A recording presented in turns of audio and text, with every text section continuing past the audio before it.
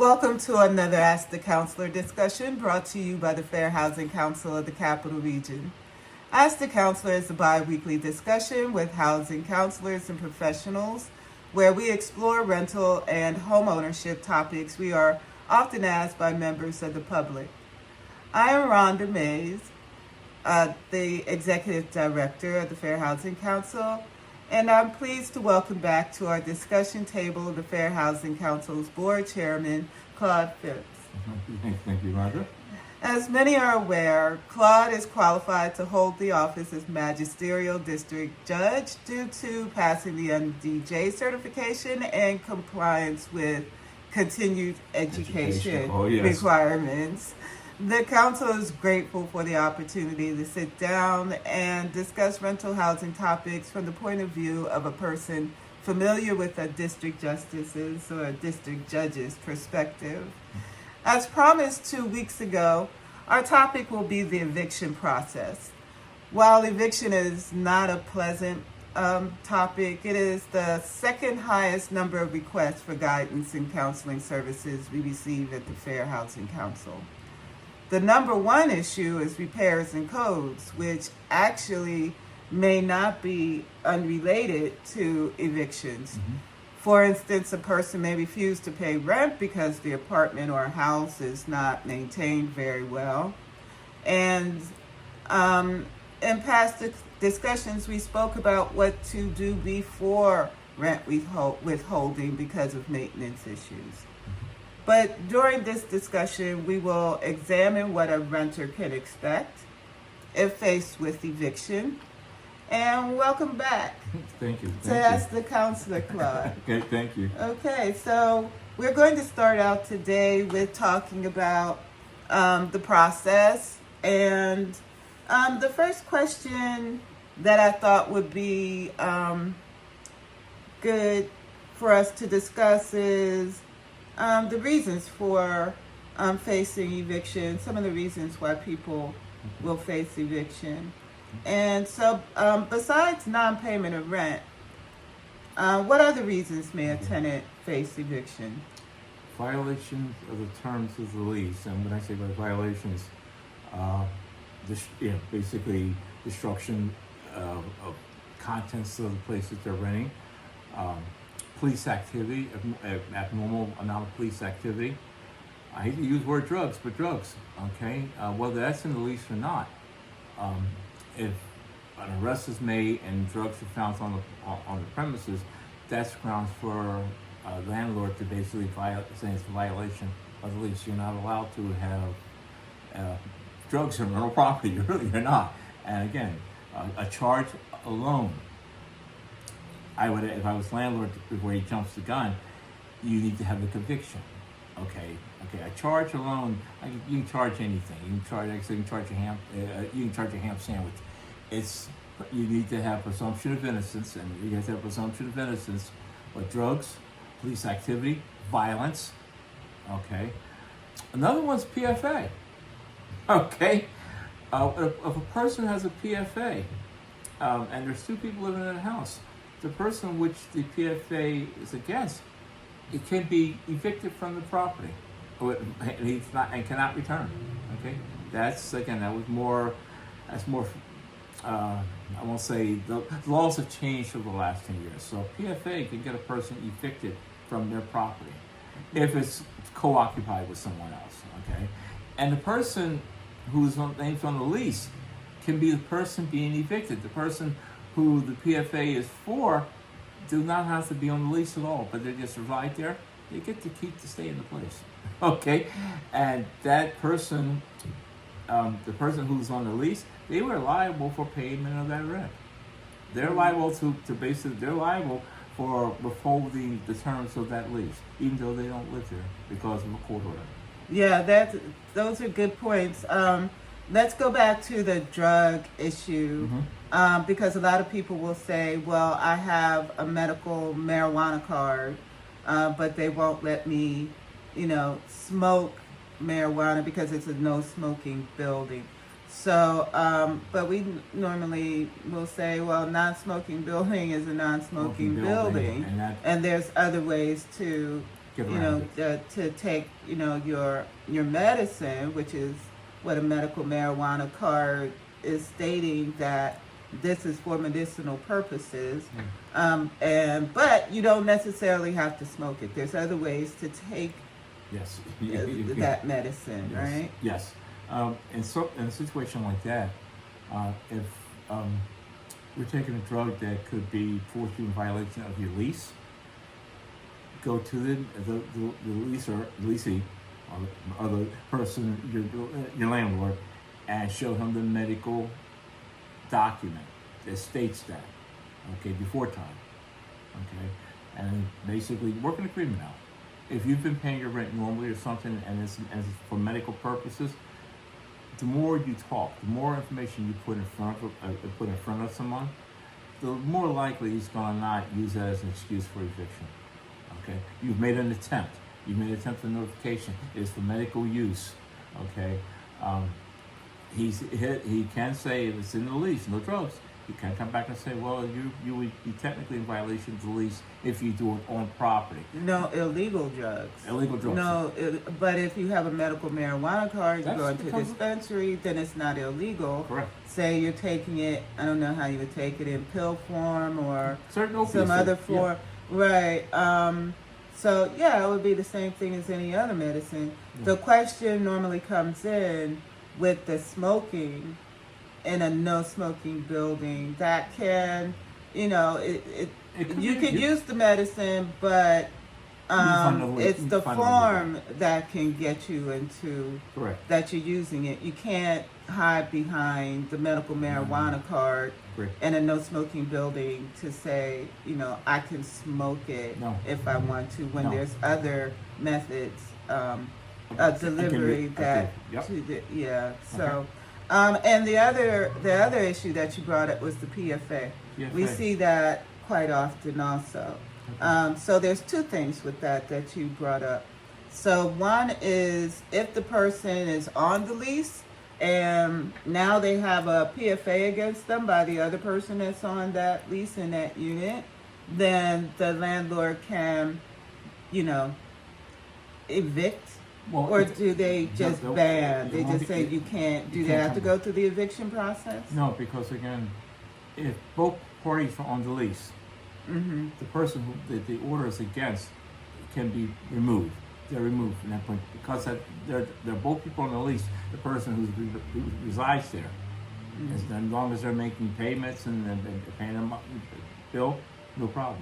Cannot evict them. If the person isn't on the lease, and the person who's being evicted is on the lease, okay, that's basically it's a forceful termination that's taking place at that point in time.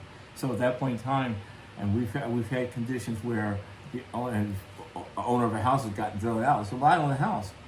The person who the order says who the order is there for basically is still there.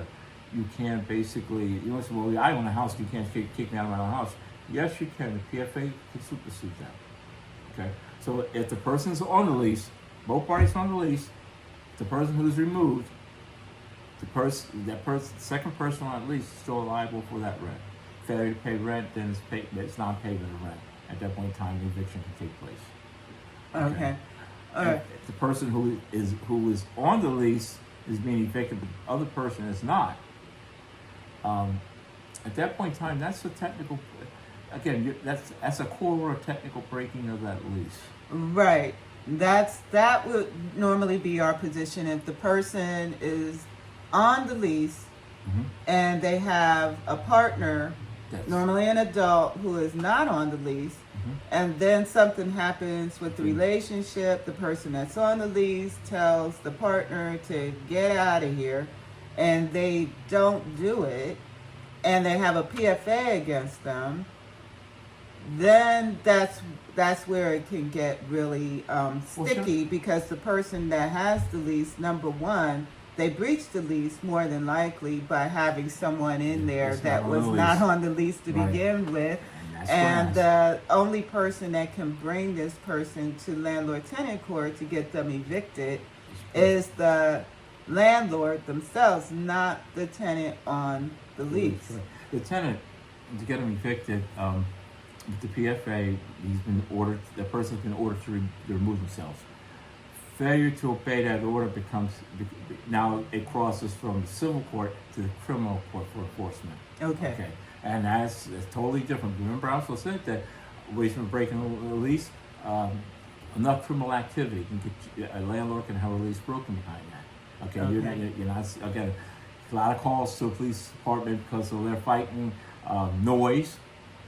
Okay, noise can get you evicted too. Again, you're playing loud music all the time. Your neighbors are calling and complaining.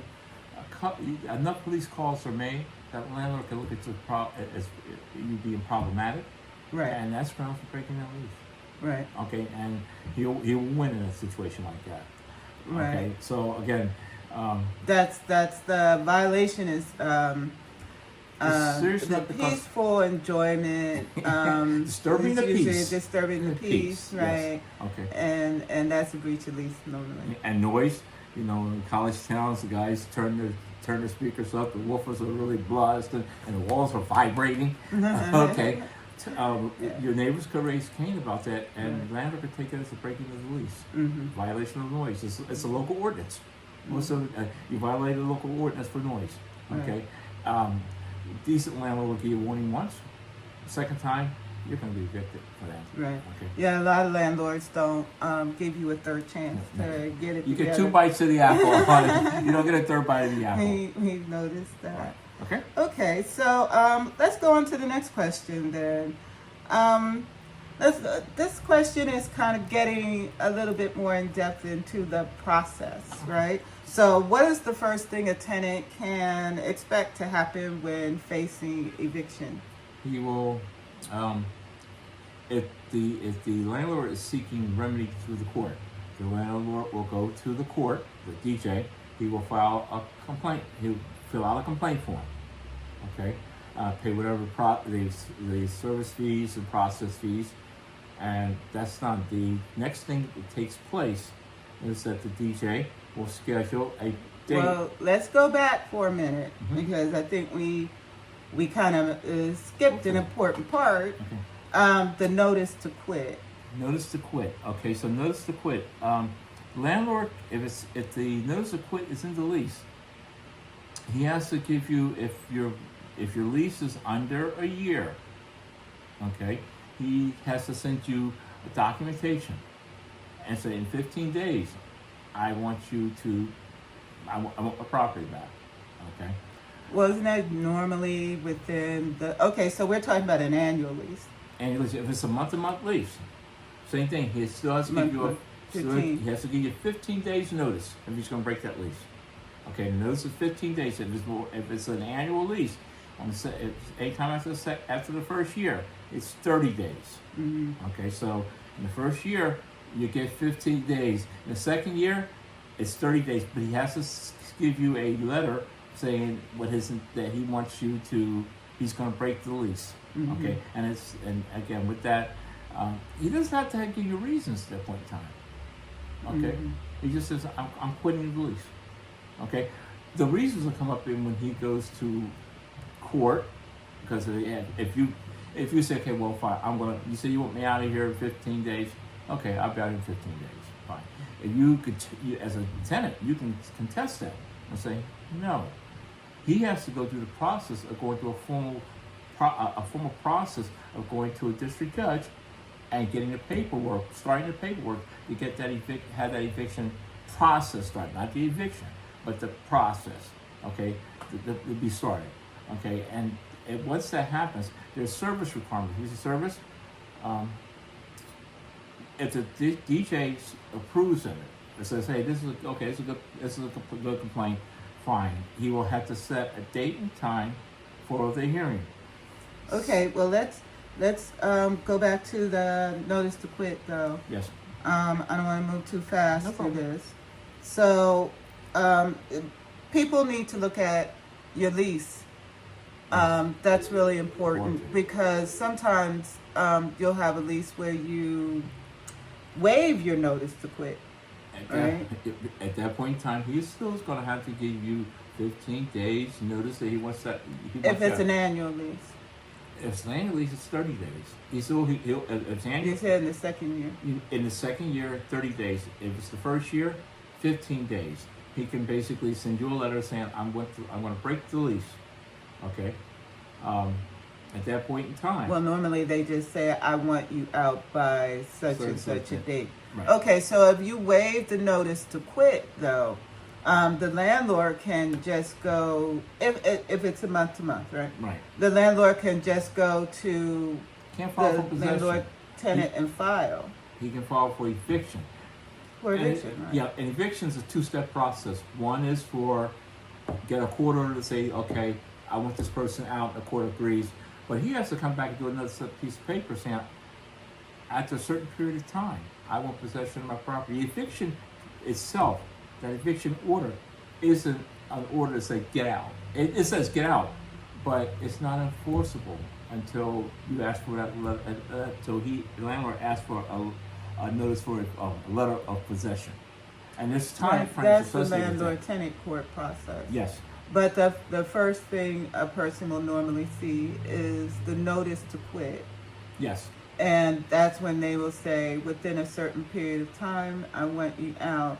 Unless you waived it when you If you waive initially signed that lease. Right. So a lot of times, you're signing the lease, you're happy to have a new place to live, and people will just, sign there, initial there, and they don't even recognize that, hey, they don't know what it means.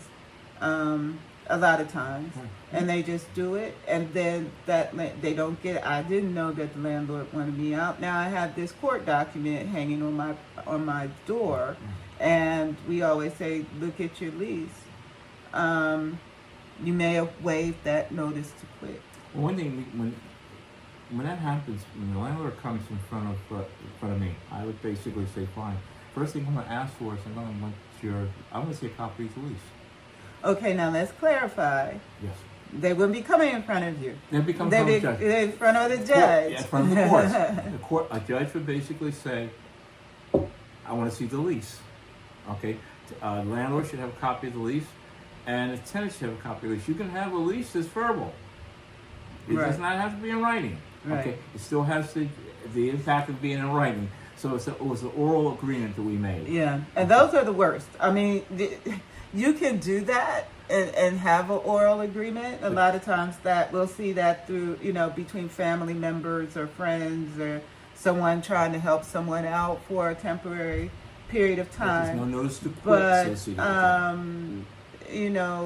that. in that case, it's the property owner word against the tenant, right? So, but there's no, in the situation when it's oral or a verbal agreement, there is no notice to quit there. Okay, but you played by the rules of the notice to quit. You want that the 15-day notice will have to be. We're going to look for that 15-day notice. Okay, and if it's for a longer period of time, if it was more than a year, we're going to look for that 30 days notice. That landlord must have served that tenant with that notice. So we want to differentiate between what the process is if you're a month to month, Right. because month to month, every month, your lease renews. As opposed to having an annual lease or a 6-month lease or a 3-month Even if lease. it's month to month, if it's a lease, it better have a renewal clause. Okay. Yes. Okay, and if it doesn't have a renewal clause, at the end of that first month, he can basically say, "Okay, I want you out." Right. Normally, it's not what we'll automatic. see It's not automatic renewal. is normally with a month to month. We'll see is something to the effect of this lease renews every month. Okay. It's a month to month. Right. So and it'll That- renew on the first of every month. And that fixes the notification piece. Okay. Because again, it renews It renews month to month. The landlord has to, if he wants that to renew, if there's no clause associated with that, then it's his option to say, do I want to renew that? Yes or no? He has to notify the tenant. But there's a time value associated with that too. He's got to give that time, since there's no notice to quit, he has to give that tenant 30 days notice. that Right. even though it's a month to month, he has 30 days. He has to notify that tenant that he's going to either renew or not renew. If it's renewed, it rolls automatic. If it rolls and if it's not a clause there for it, okay, renewal clause. Second month comes in. Did he give that tenant notice that he's going to renew it for another month? Yes or no? That's the question that needs to be asked. If he didn't give you notice at that point in time, he could, and you could end up in court, that tenant could end up in court, and the landlord could basically ask for his property. Mm-hmm. Okay, eviction process. Yeah. So the timeline between a month to month and an annual lease can be a little confusing. Yes. So if you have any questions about that, feel free to reach out to the Fair Housing Council. Hopefully we can give you a little bit of clarity Rooming houses, based on your circumstances. rooming houses fall in the same category. Rooming houses are normally covered under the Landlord-Tenant Act, but because of the nature of how you enter into it, if you are a weekly, you have to pay rent every week. Okay, Right. to stay at a rooming house. It could also fall underneath the Hotel. No. Yes. Okay, yeah. Because I could hear a whole lot of people out there screaming and saying, no, rooming houses fall under hotel law. Depends on the nature of your residency and the time associated with it. Normally, what will happen is that people actually have an agreement or a contract with the rooming house to pay weekly, Yes. but the owner of the rooming house may allow them to pay bi-weekly or monthly, Yes. but they're actually... Now, where it gets really messy, I don't know where the camera is on this That's page. right. Okay. I can see it right there. I don't know. What we'll see a lot of times is... I forget what I was getting ready to say. There are some What was rooming it? houses here that basically, I won't use the word police because I make sure I don't say anything disparage against the people who are renting places, but they understand landlord-tenant law very well, and they take it right to the edge. Well, right. I mean, most landlords do, and rooming house owners rooming houses, are they very, know, very familiar with the they're counting on high do's turnover. and the don'ts. Right, they're counting on high turnover. Right. Okay, moving house. A lot of times, people who are re-entering society from prison environment, they get. I won't say they get used a lot. They understand they don't have a lot of legs to stand on because that rooming house is the address they've had to use to get out of county prison or even out of state prison. Okay, and that gives the landlord a little bit more club to get away with, basically do things with, basically get away with things. Okay? Well, I'm not here to. I don't normally, have a lot to say about rooming houses. They do have their place. Yes, they do. And in some cases they're helpful. What I do tell, folks that, call and ask about their status as a rooming house resident, or if they should, go to rooming houses, it's fine for temporary residents. I mean, some people stay for years. They like where they are. It's, it's small, it's comfortable, and they're okay.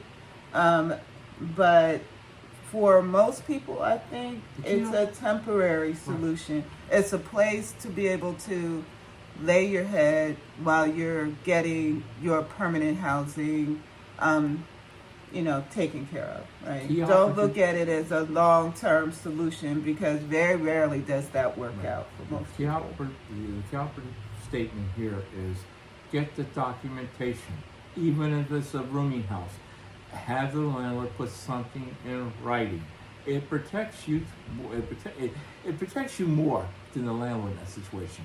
Have that in writing, because again, there's some rules and procedures that he has to follow if he ever wants to get you, if he wants to remove you from there. If you've done nothing wrong, you've paid what you're supposed to, then he has to play by those rules. Okay, the hurdle Well, for him, he has a higher hurdle with documentation. most of the time, rooming houses, I think all of the time, rooming houses don't even come before landlord-tenant court because they're not, Transient they're nature. not rentals. Right, no more than someone at the Hilton would take someone to landlord-tenant No, court. he would actually go to the police department for that. Right. Okay, because there's a law basically that would And come into play for that. That's the same situation with rooming houses. They don't go before landlord-tenant. They can. But It's they don't. rare. Okay.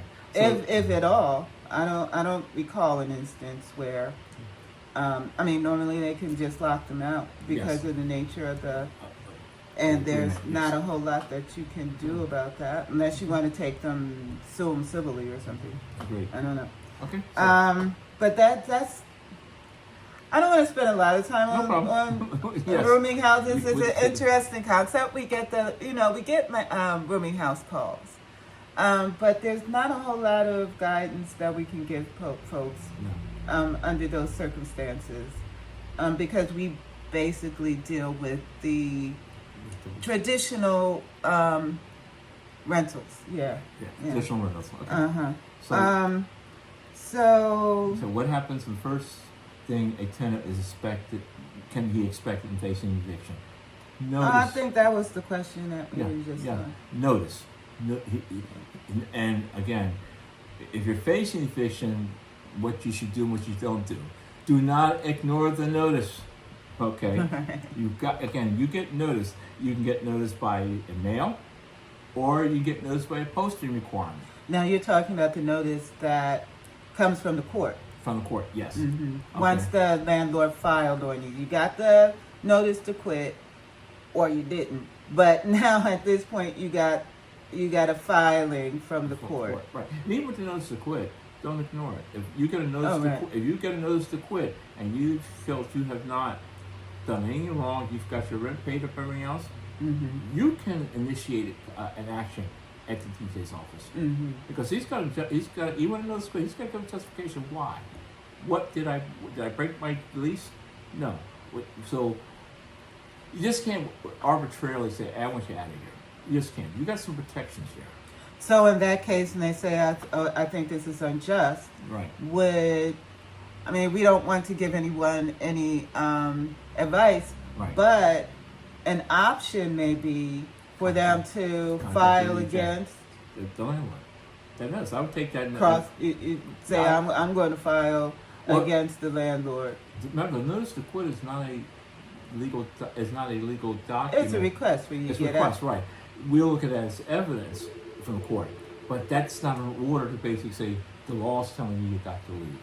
Right. I look at it as the landlord initiating the first step That's first in step. the eviction process. Yes. But it's not enforceable until he gets Goes to that the first until he files that order from the judge. until he files at the DJ's office. Well, Because- even then, not Right. until the judge makes his Right. determination. Right, because Or judge can hers. basically say, "Hey, whoa." He doesn't. You're not going to find that the judge most of the time deny it, but he could, depending on who's basically bringing a cause of action. Okay, if he's seen a cause of action from a landlord that has issues, he Right. may not. He may deny that. He may say, "I'm not going to follow this cause of action." Now, the landlord can appeal that. Remember, it's just like the tenant can appeal. The landlord can appeal it. He'll have to go through common police court. And common police court, it's a lot more stringent, and their interpretation of the law is a lot different than DJ's. Don't have a lot of Right, latitude. right. Okay, but Yeah, that's a good point that you bring up because we have, I don't know if we've seen a judge deny bringing the action to begin with. Right. I guess we probably wouldn't know about you wouldn't know that. that. Okay. But we have seen once they get before the judge, just say no. But that's a finding That's a finding to not make for it. the plaintiff. That's So right. that's different than just saying I'm not going to hear this at all. Correct. But I have a suspicion that under certain circumstances, with certain, the For example, the complexes that may have happened. I'm not sure. Landlord has a lot of we won't see the code code violations, but that name has come up on documents that appear in front of us, and it's always code violations. Right. To me, to play it safe, you hear the case. Right. You hear it no matter what. Okay. Right. Don't you don't ignore it. Okay, because then you can make a judicial determination in that case if that's going to be a just eviction or not. Okay. And again, if it's got code violations, at that point in time it comes in front of us. Every place that's rented, there's an implied writ of habitability. Right. That, and again, or it can be a document, but it's implied. And if that landlord has had a lot of issues with codes, then I'm not telling you got a case. I'm not giving you legal advice, but again, make sure you have evidence to state that. We cannot go out and obtain that evidence ourselves. As a DJ, I am not allowed to call codes and say, give me a rundown on this landlord. I'm not allowed to do that. Right. Okay, we're not. Okay, we have to stay within our sphere. We're allowed to hear the evidence that's in front of us and make a judgment. The tenant can basically, if this place is always in a codes violation, this is where sometimes the cross complaint comes into play, because now it guarantees that if he brings good codes people there and there's documentation on it, that evidence will be brought into play. Right. Okay, so we're up on about a half an hour. We only have a few more minutes left. Yes. So let's move on to what a tenant should do if they're in a position of an eviction. They're facing eviction. What is the first thing that a tenant should do? Second, third, and fourth. First thing, you get a judgment against you as a tenant. Ask for a trial de novo. You have a right to basically get another hearing on that. Not in front of that judge. It goes up to the common police. Let's go back a little bit though. Right. Okay, so we're talking about when facing eviction. I think we touched on it a little bit already. Right. But so they get the notice to quit. Then they get to the document For summons, the summons to appear. taped to their door. So what That rights summons will have one. do they have at that point? And then we already mentioned you could cross file if you wanted Right. to. That summons will have one date and time of the hearing. Mm-hmm. Do not ignore it. Okay. Mm-hmm. Appear. Because if you do not appear, your evidence cannot be brought Now into let's play. go back to the document. When we had a discussion before we started filming, that on that document you can always check the box where it says that you will defend yourself. Yes. You would like to defend yourself. Yes. Once you receive that notice, you have to get back to DJ. The DJ has to get an answer back. Notice basically notice to defend. He can call the office, but there's a time value associated with that. Okay. Tenant landlord cases are different. They're civil cases, but they're different than normal civil cases.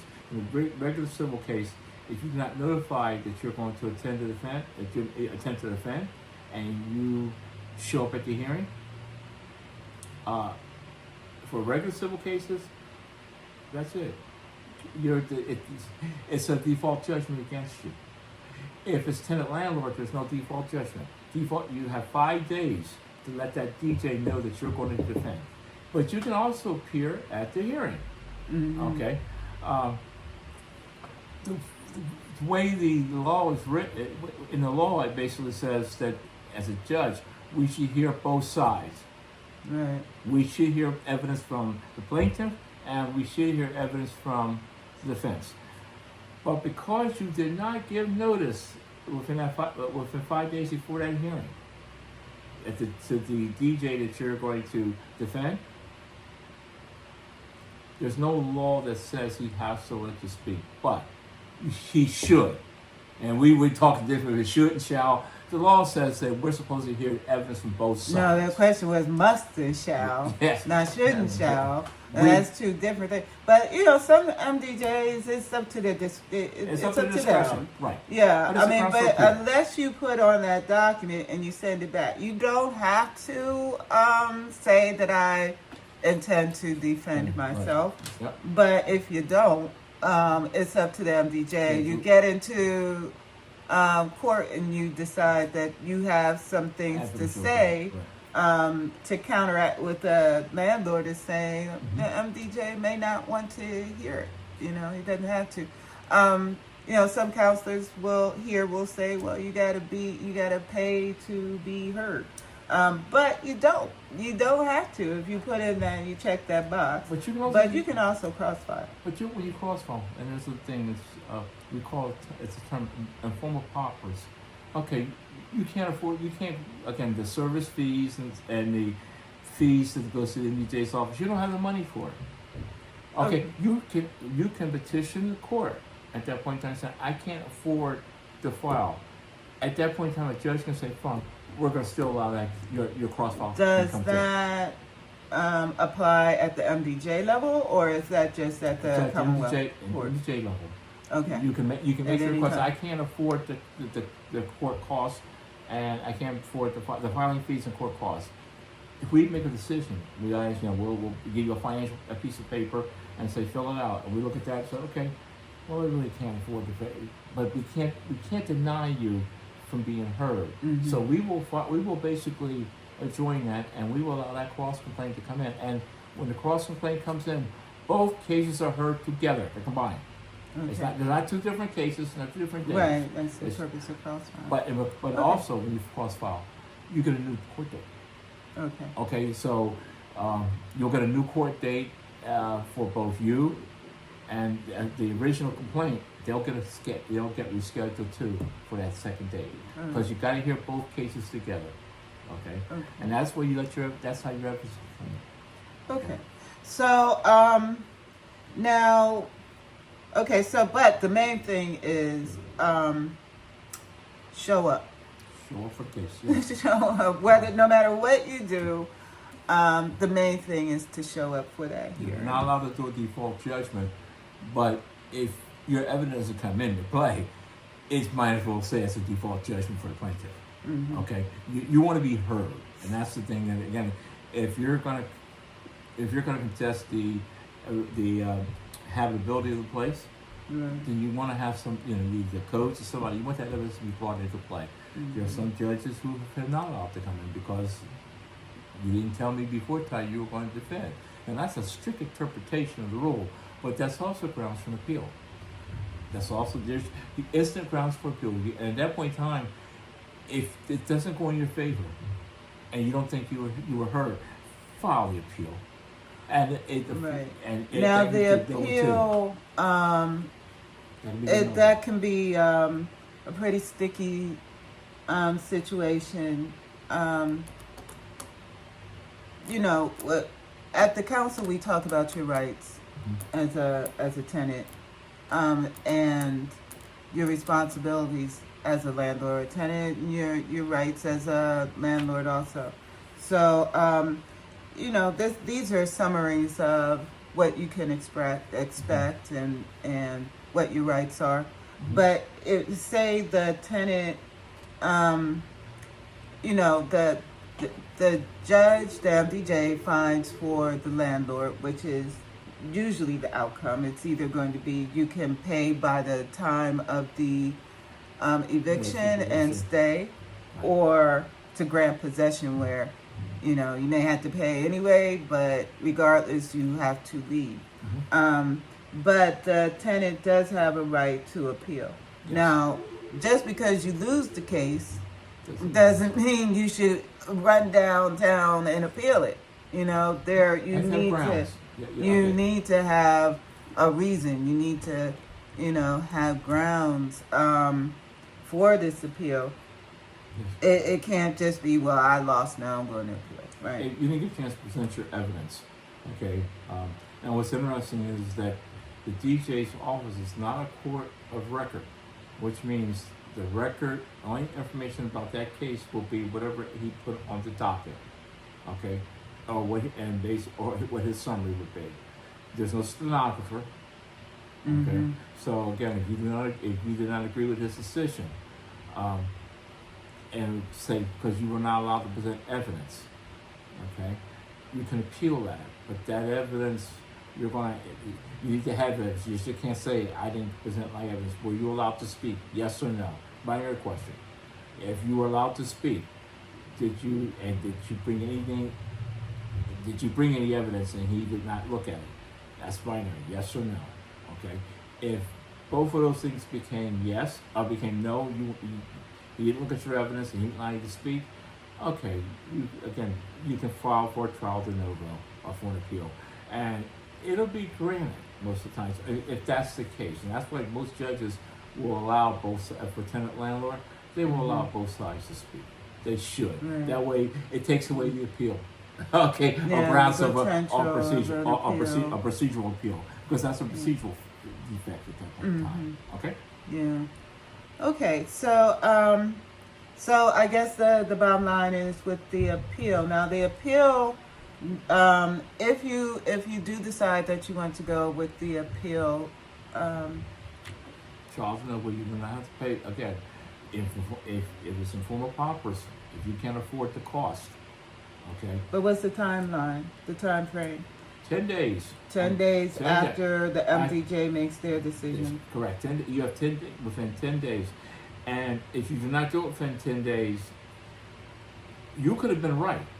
And this was something came from the Supreme Court this week.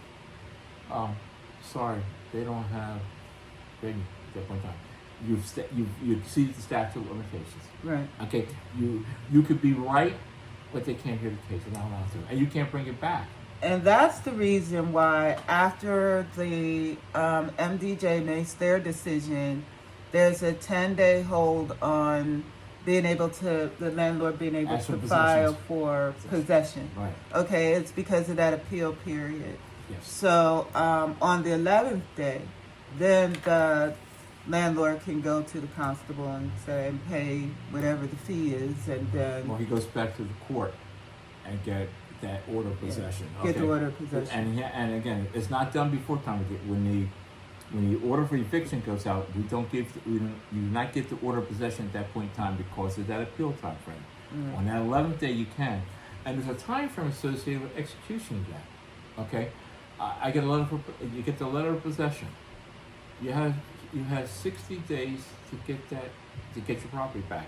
On the 61st day, you have not executed that. You have to bring the person back to court. Now, we see that sometimes because, I mean, sometimes some landlords will say, well, maybe I can work it out. They don't have to, act on it immediately on that 11th day, ask for the property back. Most do, but there are times when landlords say, you know what, let me sit down and work it out with this. But but if they don't execute it within that 60-day time period, then they have to take you back to court, say things fell through, mediation, the agreement, the tenant did not follow through with their agreement, and, you have, if the landlord wants to, he has up to 60 days to execute that. And if he does it in 60 days, he can request an extension. He gets one extension for another 60 days. Oh, okay. Okay.